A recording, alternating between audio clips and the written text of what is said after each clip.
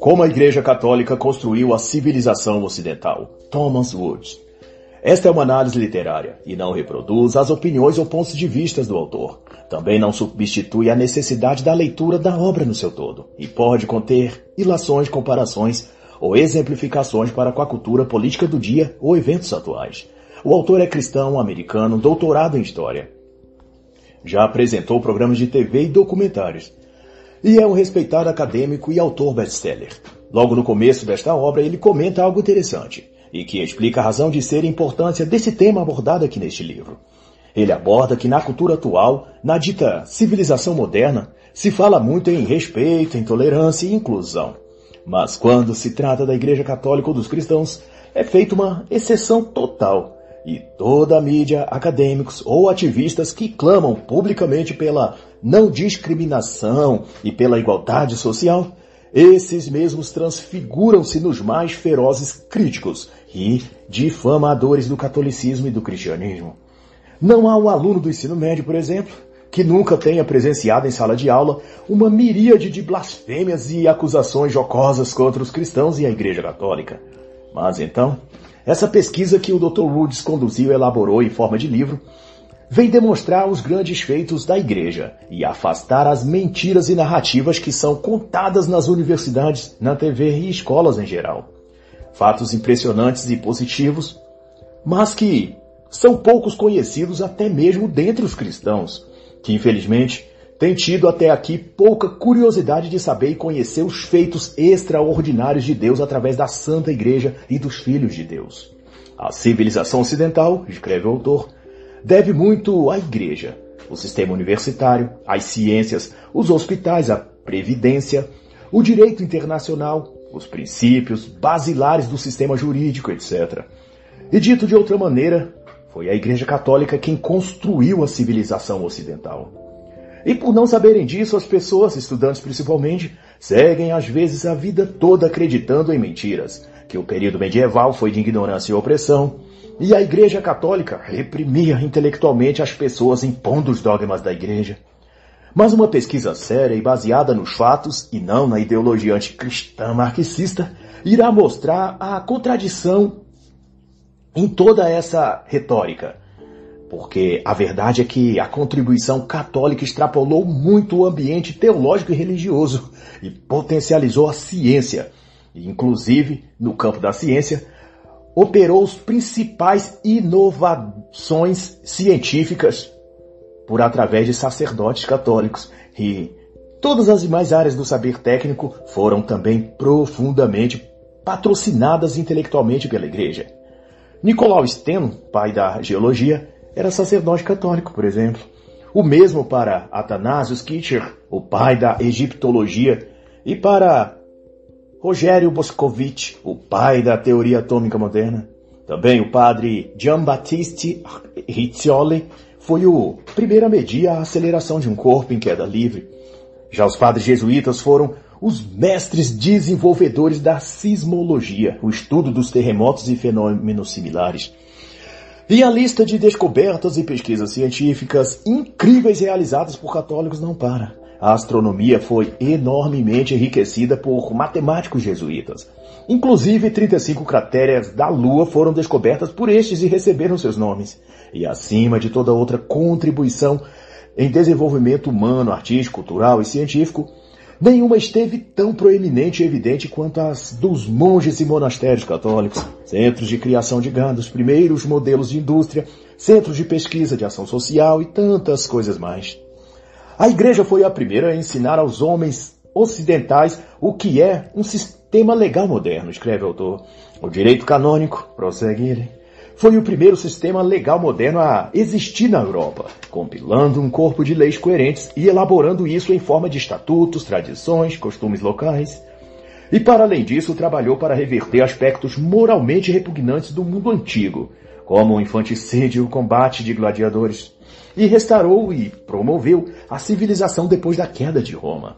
E assim se deu a partir do fenômeno das invasões bárbaras, quando a ordem política de Roma quase que desapareceu diante dessas invasões e atrocidades bárbaras. Os bispos, sacerdotes e religiosos lançaram-se a restabelecer sobre as ruínas os alicerces da civilização.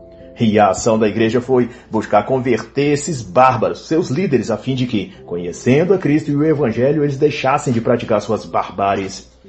Clovis, rei dos francos, instalados na França antiga, Gália, abriu caminho, convertendo-se e casando-se com a piedosa e católica Clotilde.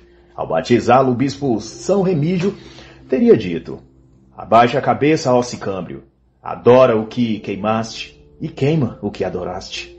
E daí se estabeleceu naquele povo e território o início de uma ordem moral e religiosa e organização política civilizada, baseada em direitos e deveres, e não raro, mesmo convertidos à fé cristã, muitos desses bárbaros continuavam a cultuar seus antigos deuses panteístas, e foi o constante ensino da igreja que aos poucos mudou o pensamento deles, e com isso seus hábitos e costumes também mudaram. Mas não deixou de ocorrer, conforme mostra Tom Woods, de a corte do rei bárbaro sucumbir aos antigos hábitos pagãos e se tornarem, mesmo depois de batizados, corruptos e dados à luxúria. Em algumas partes, até clérigos que tinham sido bárbaros e se converteram, retornaram às suas práticas antigas e também valorizavam mais a riqueza e o poder. Mais tarde, missionários católicos, irlandeses e anglo-saxões é que, ao chegar nesses lugares, restauraram a ordem e a religiosidade conforme a igreja prescrevia. E nesse tempo, os séculos 7 e 8, os francos tinham caído na prevaricação e apostasia, e a igreja perdera influência moral e nos assuntos de fé e conduta. Ali haviam clérigos levantados dentre os bárbaros convertidos, mas também esses não viviam sob os dogmas da igreja. A igreja, por sua vez, se amparava na sede em Constantinopla, que não tinha sido ainda tomada pelos bárbaros, mas, porém, tornava-se cada vez mais político do que religioso e transformava-se num reino secular, onde o Estado, usando a definição moderna de governo, ia se secularizando a própria religião, por exemplo, e assumindo o controle dela. E foi de então que os bispos buscaram sabiamente recuperar e restaurar o reino franco, pelo menos espiritualmente. E costuraram um acordo em que o Papa Zacarias I deu sua bênção para que Pipino Breve transcorresse a mudança de dinastia, de Merovingia para Carolíngia. E daí a igreja logrou êxito em estabelecer a espiritualidade e a ascensão social do reino franco em declínio. E tendo esse processo atingido o apogeu durante o reinado de Carlos Magno, entre 768 e 814 d.C. Nesse período, a igreja organizou escolas ao redor das catedrais, as cópias de livros, trabalhos artísticos e arquitetônicos e todo tipo de incentivo à vida intelectual. E após Carlos Magno, o seu filho Luís, o Piedoso, deu prosseguimento à evolução cultural do Reino Franco, e esse período ficou conhecido na história como a Renascença Carolíngia, com foco e aprofundamento nos estudos da língua latina e da antiguidade clássica. E quase todos os textos clássicos que se conhecem hoje no Ocidente deve-se ao trabalho de tradução e compilação realizado nesse momento frutuoso do reinado carolíngio. E toda a educação carolíngia inspirou-se nos modelos da antiga Roma, os das 7 artes liberais, o trivium e o quadrivium. E foi daí que desenvolveu-se pelas mãos e instrução de Fredegiso, o abade de São Martinho, as minúsculas, o uso de espaço entre as palavras e outras medidas ortográficas e gramaticais que, embora pareçam simples, revolucionaram a leitura e a escrita e, consequentemente, o desenvolvimento intelectual. E tudo isso produzido por monges católicos. E mesmo sobre o fogo cruzado das invasões vinques, muçulmanas e outras demais, a igreja persistia em investir na educação como pilares de uma civilização melhor no futuro. E por volta do século IX, Teodulfo, bispo de Orleans, recomendou a todos os que dirigiam escolas clericais, isso é, as pequenas escolas instaladas nas comunidades ou nas catedrais em anexos, onde clérigos instruíam as artes liberais, o latim, a teologia sagrada. Bom, a recomendação do bispo foi que nas aldeias e cidades, escreve ele, os sacerdotes devem abrir escolas. Se algum dos fiéis lhe confiar os seus filhos para que aprendam letras, não devem recusar-se a instruir esses pupilos com absoluta clareza, usando de toda caridade, sem pedir nenhum pagamento, e se receberem alguma coisa que seja apenas pequenos presentes oferecidos pelos pais. E assim a força da cristandade sobreviveu e multiplicou-se, literalmente prosperando em meio ao caos e sustentando todo o Ocidente em seus ombros. Se 99 de cada 100 mosteiros fossem queimados e seus monges assassinados, conta o autor, bastava que um só sobrevivesse para que se reconstruísse toda a tradição. E os lugares arrasados não tardavam a ser repovoados por novos monges, que retomavam a tradição interrompida seguindo as mesmas regras, cantando as mesmas liturgias, lendo os mesmos livros e tendo os mesmos pensamentos que os seus predecessores. A luz do saber e do conhecimento era tão buscada e valorizada pela igreja que se oferecia recompensas a quem recuperasse algum texto antigo. Nos anos 970, Geberto, dirigente da escola episcopal de Reims, dizia que a fé faz viver o justo, mas é bom adicionar-lhe a ciência, salientando o amor da igreja por desenvolver e compartilhar o conhecimento. E essa inspiração e esforço foi o que salvou o Ocidente europeu de sucumbir no campo intelectual e cultural a um século de invasões bárbaras. Definitivamente os monges salvaram a civilização, afirma o autor com toda razão. E a fé, constância e perseverança desses homens de Deus era tão grande e firme que simplesmente se recusavam a deixar-se abater ou destruir definitivamente. E a cada vez que seus mosteiros eram atacados ou reconstruíam e prosseguiam na missão e vocação de ensinar e servir à sociedade. E com esse espírito foi que o mosteiro beneditino de Monte Cassino, por exemplo, construiu e reconstruiu várias vezes a sua história, erguendo-se após cada opressão que sofria. Saqueada e vandalizada em 589 pelos lombardos, destruída em 884 pelos sarracenos, arrasada por um terremoto em 1349, invadida pelas tropas francesas em 1779, destruída por bombas na Segunda Guerra Mundial em 1944. Depois de cada uma dessas vezes, Monte Cassino renasceu, reconstruída pelos monges. E por volta do século XIV, a Ordem Beneditina, a mais vibrante ordem monacal da época, já tinha erguido pela Europa mais de 30 mil mosteiros e proporcionado à Igreja 24 papas, 200 cardeais, 7 mil arcebispos, 1000 bispos e 1.500 santos canonizados. E não somente no campo intelectual, literário e cultural atuaram os monges católicos, mas também nas coisas mais práticas condizentes ao melhoramento da vida humana. A agricultura, por exemplo. Foram eles que recuperaram a agricultura num período em que cidades e vilas eram assoladas por guerras e invasões externas. É conhecido que eles inovaram em técnicas de plantio, cultivo, criação de gado e drenagem até, tornando férteis e produtivas áreas impossíveis antes de serem plantadas, como regiões de pântanos ou excessivamente alagadas. E para corroborar sua fala, Thomas Wood cita diversos estudos de acadêmicos e historiadores que confirmam e registram cada uma dessas contribuições. De Cyprian Alston, Charles G. Haberman, Henry H. Goodell, Alexander Clarence Flick, John Henry Newman e vários outros. A regra de São Bento, descreve ele, exigia dos monges o trabalho manual e isso fez com que eles abraçassem as tarefas mais difíceis como se fossem elas um desafio espiritual e oportunidades de mortificar a carne. E essa concepção fez com que os monges se desafiassem a realizar aquilo que ninguém mais queria fazer. Os pântanos, outro exemplo, eram lugares desprezados por todos, tido como depósito de doenças e de todo tipo de coisas inúteis. Mas eles foram a esses lugares e aprenderam como drenar, recuperar, represar e trabalhar esse tipo de terra. Aonde quer que tenham ido, diz o autor em outra parte, os monges introduziram plantações, indústrias ou métodos de produção até então desconhecidos pelo povo. Criação de gado, de cavalos, a elaboração de cerveja, a criação de abelhas, a produção de frutas. E cada região da Europa moderna deve alguma coisa de sua indústria ou da sua cultura agrícola aos monges. Na Suécia, por exemplo, o comércio de cereais. Em Parma, província italiana, a produção de queijo foi uma arte desenvolvida pelos antigos monges. Na Irlanda, a pesca do salmão e assim por diante. Até mesmo na engenharia, os monges deixaram significativa contribuição. Represavam as águas das nascentes e as distribuíam em tempos de seca.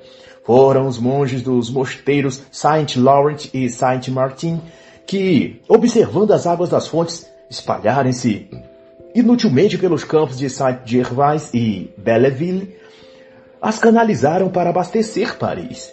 E se não bastasse, também contribuíram com a agropecuária, sendo os primeiros a trabalhar na melhoria das raças de gado, que até então eram deixadas evoluir ao acaso. Os monges foram também pioneiros na produção do vinho na Europa. Em 1688, Dom Perignon, da Abadia de São Pedro, descobriu o champanhe e o princípio fundamental do que veio a ser conhecido como espumante. E tudo isso, não se esqueça, numa época de tumultos e convulsões sociais, onde guerras e mortes davam o tom da vida por toda parte. A comunidade monástica cisterciense, por volta de 1908, era famosa por suas invenções tecnológicas. Sistemas hidráulicos produziam energia hidráulica para mover equipamentos de moer trigo, peneirar farinha, lavar a roupa e tratar o couro com o qual se fabricava principalmente os calçados dos monges. E nas páginas 35 e 36 há uma descrição detalhada de como funcionava. Movida pela força das águas, essa unidade fabril criada em mosteiros e com diversas utilidades. Daí, basta consultar e verificar por si próprio.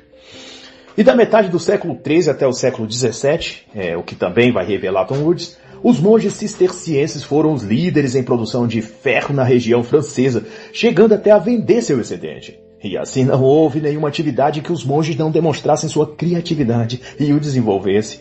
Na mineração do sal, do chumbo, do ferro, do alumínio, do cal, na metalurgia, na extração do mármore, na cutelaria, na vidraria. E tudo quanto faziam, a excelência e perfeição eram sempre a marca registrada deles. E os mosteiros, não obstante o incremento tecnológico e pesquisa intelectual, também atuavam com obras de caridade e com sua vocação social típica da igreja. A regra dos mosteiros é que todos os pobres, perdidos e viajantes que batessem à sua porta deveriam ser acolhidos e alimentados, e tratados como se fossem o próprio Cristo. Eles também levavam alimentos e roupas aos famintos e desabrigados. E em Halbrach, por exemplo, nos fins do século XVI, um sino tocava todas as noites para chamar quaisquer viajante que tivesse se perdido na floresta, ou mesmo de passagem, e tinham de passar a noite na mata escura e sombria. Ao seguir o som do sino, podiam encontrar o mosteiro e abrigar-se por aquela noite. E tão nobre também era o trabalho de traduzir e copiar livros, textos e gravuras, tanto sacras quanto seculares, e esse esforço salvou da destruição obras importantíssimas para as civilizações seguintes. Aristóteles, Cícero, Estácio, Virgílio, Pompeu, Horácio, Apolônio e até os estoicos como Sêneca. A igreja, diz Woods, preservou, estudou e ensinou as obras dos antigos que de outro modo se teriam perdido. Quando gregos micênios sofrem uma invasão dos dórios no século XII a.C., o resultado foi 3 séculos de puro analfabetismo, uma época chamada de a Era Negra da Grécia. A escrita, nesse período, simplesmente desapareceu.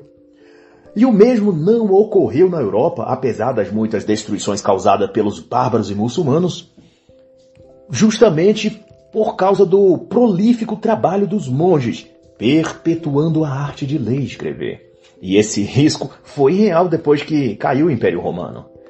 E a erudição dos monges e seu contributo à sociedade da época foi tão marcante que os mosteiros organizam até feiras e encontros e apresentações, e cada um apresentando algo em que se destacava. Os monges de São Benigno davam conferências sobre medicina. Explica também Woods. O mosteiro de Saint-Gall apresentava sua escola de pintura e gravura. E havia os que apresentavam palestras em grego, hebraico e árabe. E foram tão amplas as realizações dos monges que em 1860 e 1870 o comandante de Montalembert escreveu uma série de 6 volumes somente sobre os feitos notáveis desses homens de Deus, e ao fim registrou que sua extensa obra eram apenas esboços iniciais, pois havia muito mais a ser dito sobre os monges. E muito ao contrário do que apregoam os militantes marxistas, que infestam os jornais e universidades, a Idade Média, pela mão da Santa Igreja Católica, foi fértil e próspera na produção intelectual. e estava longe de ser uma era de trevas ou de obscurantismo. E uma das maiores constatações foi que nesse período é que foi criado o sistema universitário, e foi algo totalmente original. Nunca houvera existido na Grécia ou Roma antigas. Seus primórdios estão nas escolas das catedrais, e para viabilizar, organizar e aprimorar uma instituição universitária de ensino, 3 selos eram estabelecidos: o do rei, o do imperador ou o do papa. E essas 3 entidades é que validavam o currículo e diplomas. E para coadunar o apoio e incentivo ao ensino dado pela igreja, um diploma validado pelo rei valia apenas nos limites daquele reinado, enquanto que os diplomas validados pelo sumo pontífice, o papa, tinha validade em todo lugar, aonde quer que a cristandade alcançasse. Em 1231, o Papa Gregório IX concedeu, por meio da bula papal, total autonomia à Universidade de Paris, dando-lhe autonomia para elaborar seus próprios cursos, currículo e áreas de pesquisa, além de discórdias diversas que o Papa era solicitado para intervir, como em demandas em que Bonifácio VIII, Clemente V, Clemente VI e Gregório IX intervieram para que as universidades pagassem aos professores os seus salários. E foram os intensos esforços de tradução e recuperação de muitas das obras antigas que se pôde ter livros para se estudar nas universidades. Mais um legado dos clérigos, frades e monges católicos. Trata sobre geometria, medicina e as coleções jurídicas da antiga Roma, os corpus juris civilis, datados do século VI. Do que se conclui que é ao apoio dado pelos papas que se deve o crescimento e o êxito do sistema universitário. E outro ponto levantado pelo autor é em relação à falácia de que a igreja era inimiga da ciência. E para corroborar essa retórica espúria, os inimigos da igreja citam o caso Galileu e acusam a igreja de tê-lo perseguido e censurado. Mas Galileu, no entanto, tinha encontrado apoio às suas ideias e o seu modelo cosmológico heliocentrista foi recebido com entusiasmo pelos astrônomos e especialistas da igreja. E ele até escreveu carta elogiando o respeito e a atenção com que foi tratado pelos cardeais, bispos e todo o clero da igreja. Os jesuítas até fizeram um dia comemorativo às suas descobertas. No entanto, algumas das suas hipóteses ainda não tinham prova científica. Por exemplo, ele alegava que o movimento das marés constituía uma prova do movimento da Terra, coisa que depois veio a ser mostrada equívoca. Mas sua ruptura com a igreja veio de quando ele não aceitou que o seu teorema e modelo copernicano fosse ensinado ou demonstrado como hipótese, ao invés de algo provado, até que se obtivesse evidências irrefutáveis. E no calor do embate, ele afirmou que, se a Bíblia estivesse descrevendo algo diferente do que ele propôs, então era a interpretação da Bíblia que deveria ser corrigida. E isso fez parecer que ele estava sendo arrogante e querendo se colocar acima da própria escritura. O cardeal Roberto Bellarmino, célebre na época e respeitado, disse assim que se houvesse uma verdadeira prova de que o Sol é o centro do universo, de que a Terra está no terceiro céu e de que o Sol não gira em torno da Terra, mas a Terra em torno do Sol, então explicar passagens da Escritura que parecem ensinar o contrário e admitir que não as havíamos entendido. Eu mesmo não devo acreditar enquanto não me sejam mostradas tais provas, disse ele. E em 1616, Galileu foi instado pela igreja que poderia ensinar o seu modelo copernicano, mas com a ressalva de que se tratava de uma hipótese ao invés de uma verdade comprovada. Aparentemente ele concordou, e em 1624, em viagem a Roma, ele foi recebido por influentes cardeais, com respeito e até admiração. O próprio Papa Urbano VIII deu-lhe presentes valiosos e o recomendou ao Grão-Duque de Toscana. Todavia, quebrando seu acordo, Galileu publicou em 1632 o Diálogo sobre os dois grandes sistemas do mundo, e nele afirmou seu modelo como verdade estabelecida. E em 1633, ele foi então declarado suspeito de heresia e proibido de publicar escritos sobre o tema em questão. O que não o deixou impedido de tratar outros assuntos científicos, como de fato ele fez, escrevendo obras primorosas sobre matemática. A igreja nunca obstruiu a ciência, mas pelo contrário, ajudou no seu desenvolvimento.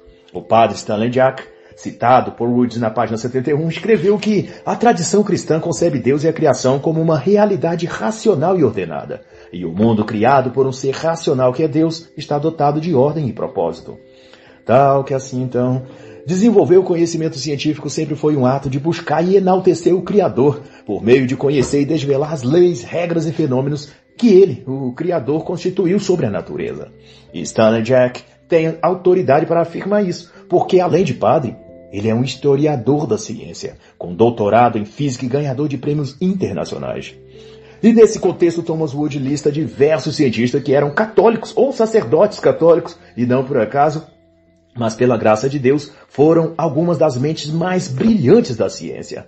Francis Bacon, um franciscano, professor de Oxford, teve extraordinárias contribuições no campo da matemática e da ótica, e é o precursor do método científico.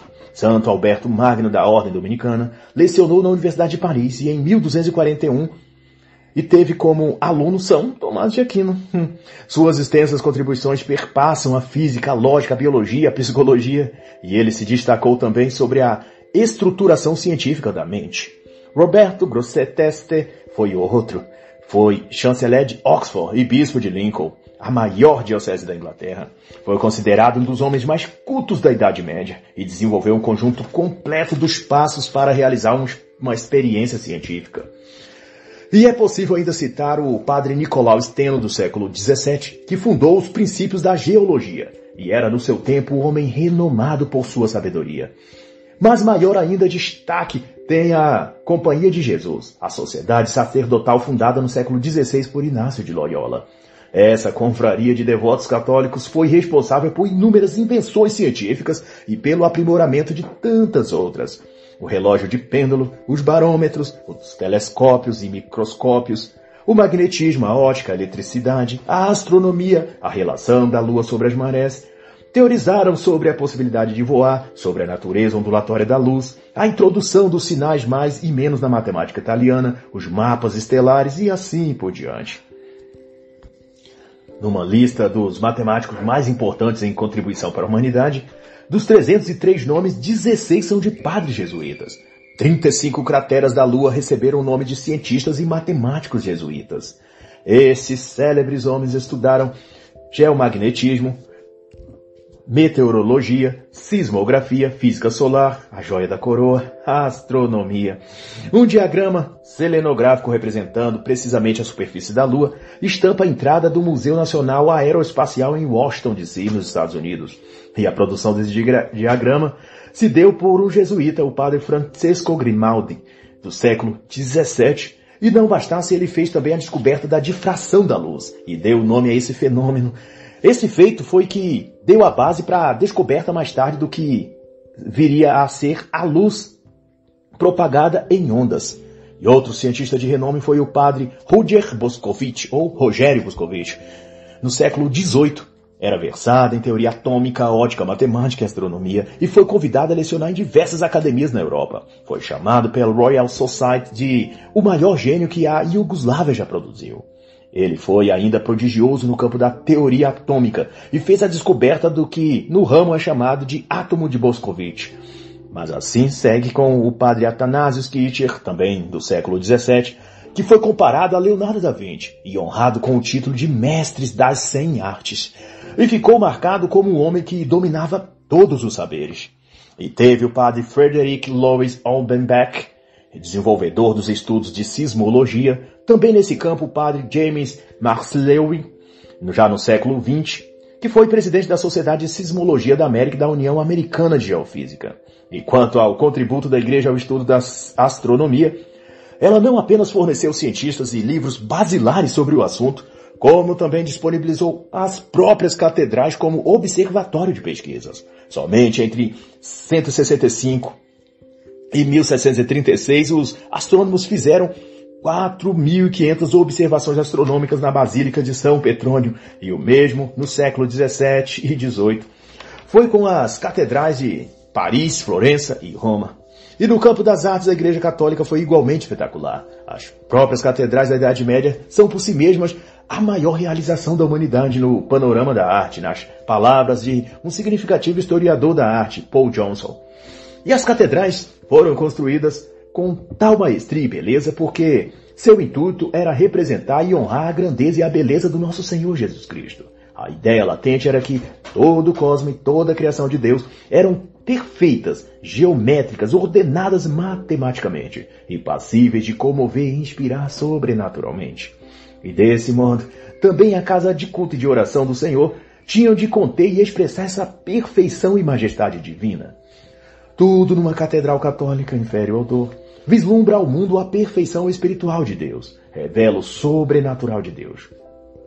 Para a igreja, concebe também o autor, a arte ultrapassa-se a si própria, tornando-se linguagem de algo mais alto, o símbolo da mais nobre harmonia encontrada somente em Deus. E nos idos do século XVI, a igreja também deu curso ao conceito de direito internacional, mostrando não apenas sua caridade e amor, mas também seu compromisso com a justiça e retidão. Em 1511, na ilha de Hispaniola, atual Haiti e República Dominicana, o frade dominicano Antônio de Montesinos fez uma série de críticas, condenando a forma como a Espanha tratava os nativos escravizados. A perigo de sua própria vida e ameaças de morte, o frade enfrentou colonos espanhóis e os denunciou perante aquela comunidade e depois perante o rei, quando lá esteve para deliberar sobre a questão. Sua oratória e convicção moveram toda a corte real e foi encomendado então que teólogos e juristas elaborassem leis que regulassem as relações dos oficiais espanhóis com os indígenas. E dessa tratativa nasceu as Leis de Burgos, de 1512, e as Leis de Valladolid, de 1513. E apoiado nisso, o padre Francisco de Vitória, tempos depois, também se pôs a lutar por direitos dos indígenas e comunidades afetadas pelo processo colonial espanhol. E daí nasceu as bases do direito internacional. E já naquela época proclamou-se que os homens são igualmente livres e possuem direito à vida, à cultura e à propriedade, vindo a ser o primeiro tratado sobre o direito das nações. Já apoiada em São Tomás de Aquino, defendia que a vida de um homem livre e de um escravo tinha igual valor, e ambos tinham direito à vida, e que também qualquer ser humano tem o direito de não ser expropriado de seus bens. E não obstante, o padre Francisco fazia parte da escola de Salamanca e definia a partir daí o direito à propriedade privada, o que significava uma revolução no modo de viver e pensar daquela época. Ele escreveu em defesa disso que os índios do Novo Mundo eram iguais em mérito aos espanhóis e possuíam direito às suas terras de acordo com os mesmos princípios pelos quais os espanhóis possuíam as dele na Europa. E quem nem os príncipes, ou os cristãos, ou pessoa privada poderiam expoliá-los das suas propriedades. O direito natural não existe apenas para os cristãos, dizia ele, mas para qualquer ser humano. O mesmo empenho teve o bispo Bartolomé de las Casas, que escreveu, pregou e promoveu ações políticas em benefício dos nativos das colônias espanholas e por décadas fez estabelecer-se várias mudanças favoráveis a eles. E sob os auspícios de Las Casas e Francisco de Maria, o direito internacional foi forjado. E do que diz respeito à economia, grandes personagens da igreja também deixaram relevantes contribuições.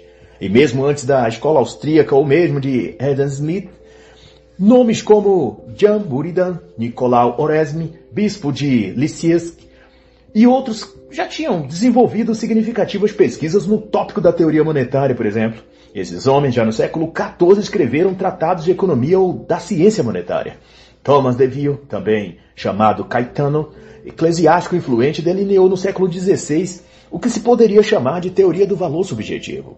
E não menos relevante, o frade franciscano Pierre Hiderian Olive, no século XIII, propôs a teoria do valor subjetivo, muito estudado hoje nas faculdades de economia, e por sua vez estuda as relações preço-custo e mão de obra, dentre outras coisas. Essa teoria, inclusive, refuta a teoria do valor-trabalho de Karl Marx. E para quem desejar conhecer em detalhes do que trata, qual seu objetivo e aplicação dessa teoria, pautada em Aristóteles e São Tomás de Aquino, Thomas Woods discorre ela nas páginas 153 a 157 desta edição da Quadrante 2022, 11ª edição.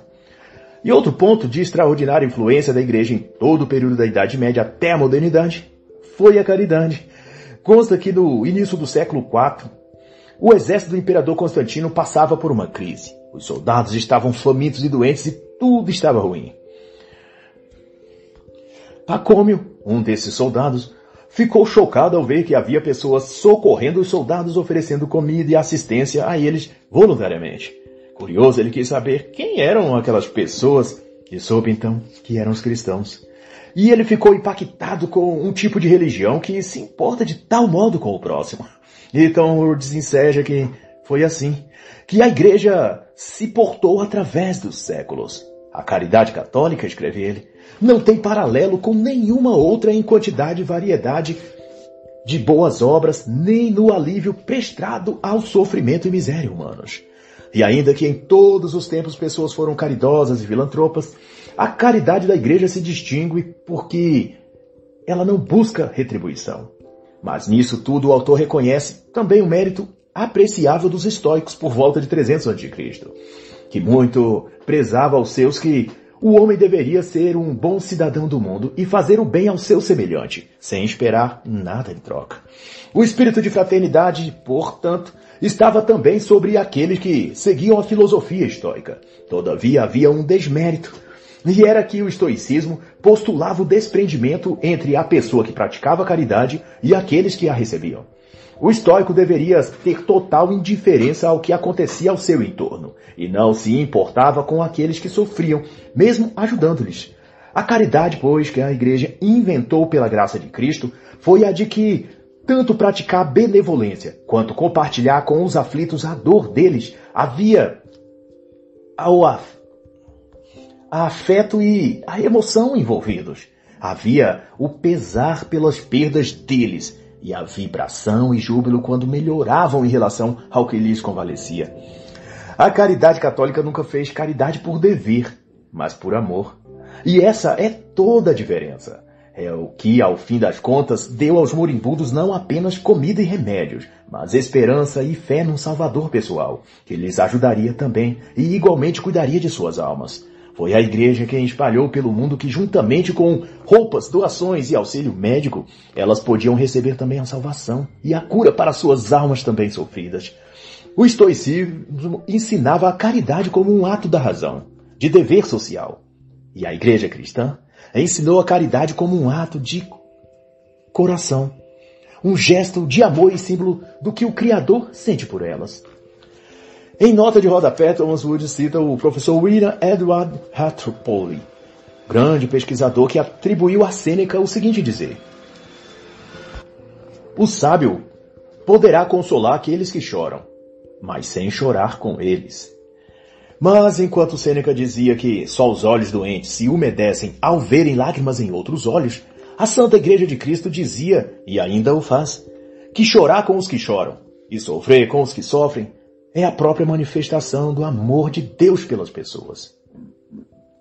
E foi debaixo da guarda-chuva moral da igreja que leigos e santos, clérigos e papas, todos faziam do ensino cristão da caridade um ato de amor ao próximo. Santo Agostinho fundou um albergue para peregrinos e escravos em fuga e distribuía roupas aos pobres. São Crisóstomo fundou uma série de hospitais em Constantinopla. São Cipriano cuidou dos doentes nas epidemias. Santo Éfrem cuidou dos pobres. A igreja criou instituições para assistir as viúvas e os órfãos. E no século IV, a igreja começou a patrocinar a fundação de hospitais em larga escala.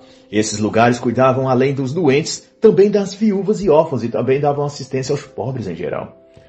Fora essa a formação também dos orfanatos, das casas de recuperação, casa de idosos e dos lugares de assistência social em geral. A igreja inaugurou tudo isso. São Basílio Magno fundou um hospital em Cesareia no século IV e abraçava até os leprosos que ali buscavam alívio. A Ordem de São João, que atuou nas cruzadas, prestaram inestimável auxílio aos doentes e deixou inúmeros prédios equipados para servir de hospitais a quem necessitasse. Ao visitar um desses lugares, o sacerdote alemão João de Wolfsburg se admirou e disse que era de impressionar não só a estrutura, mas a atenção e cuidado sincero prestado a doentes e feridos. O Hospital de São João, já no século XII, recebia e tratava de judeus, cristãos, muçulmanos, sem distinguir no amor e cuidado que oferecia. O Hospital de Jerusalém, por sua vez, ficou conhecido por ter um serviço de tão alto padrão que no século XIII teve seu modelo exportado para toda a Europa. Fazia-se pequenas cirurgias. Os doentes recebiam 2 visitas médicas por dia, um banho e 2 refeições também diárias, e havia troca de lençóis e de roupa dos doentes regularmente. As obras de caridade católicas foram tão impressionantes, postula tão grandes, que até os inimigos da igreja acabavam lá admitindo.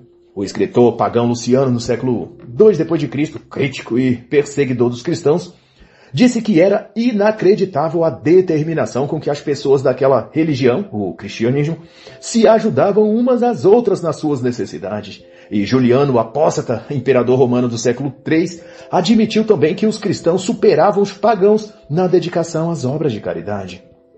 O próprio Martinho Lutero, pertinaz inimigo da igreja, admitiu igualmente a superioridade da caridade cristã da Igreja Católica, ao dizer que, sob o papado, o povo era caridoso e não havia necessidade de recorrer à força para obter esmolas. Hoje, escreveu Lutero, sob o reinado do Evangelho, ele se referia ao protestantismo, em vez de dar às pessoas, roubam-se umas às outras, e parece que ninguém julga possuir alguma coisa enquanto não se apropria dos bens do seu vizinho. E o economista do século XX, Simon Patten, fez a seguinte observação, recamado de toda razão. Na Idade Média, disse ele, era muito comum dar comida e abrigo aos trabalhadores, tratar com caridade os desafortunados e aliviá-los das doenças. Quando vemos o número de hospitais, enfermarias e a magnanimidade dos monges e o sacrifício pessoal das freiras, não podemos duvidar de que eram muito bem assistidos. Frederic Horter, biógrafo do Papa Inocêncio III, no século XIX, escreveu que todas as instituições de beneficência que a raça humana possui hoje em dia, tudo que tem sido feito para socorrer os indigentes e aflitos e em quaisquer tipos de sofrimento, procede direta ou indiretamente da Igreja de Roma. Assim nós temos que em quase todas as áreas e campos, desde o direito civil à biologia ou botânica, ou da teologia até a astronomia, tudo passa pelo crivo da Igreja. Tudo foi antes estudado, inquirido, pesquisado, criado ou melhorado pela Igreja Católica. Do que se depreende que a Igreja Católica, quer gostem ou não os inimigos da Igreja, foi quem construiu a civilização ocidental. Mas nada disso deve surpreender os próprios católicos, pois isso era o esperado daquela que foi instituída por Cristo para guardar o tesouro da tradição e o depósito da fé, repercutindo sobre o mundo os propósitos, o poder e a regeneração que há no Pai, no Filho e no Espírito Santo. E pelo testemunho de tudo que ela realizou, não resta dúvidas de que a Igreja Católica é a Igreja de Cristo. E fora dela, não há salvação. E salve Cristo Rei. E assim está escrito, não foste vós que me escolhestes, mas eu vos escolhi a vós, e vos designei para que vades e deis frutos, e o vosso fruto permaneça.